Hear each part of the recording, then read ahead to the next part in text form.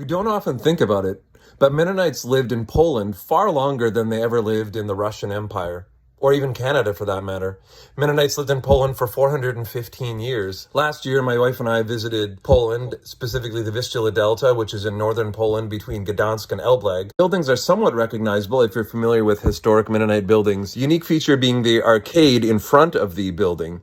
This 16th century church in Elblag, the first Mennonite church in Poland, was built so as to look just like a merchant house. Mennonites had to keep low key, but you can still see the word Mennonite written above the doorway. And here's the Mennonite church that was used well into the 20th century in Gdansk. The cemeteries have a lot of names that will be familiar to people in southern Manitoba. Dewick, Martins, Friesen, Unger, and many more. One interesting story is my wife Erin's great, I'm not sure how many, grandfather, who was buried in Blumenort, Manitoba. Considering that Mennonites did not come to Manitoba until 1874, it's very rare to have anyone of that ancestry that was born in the 1700s.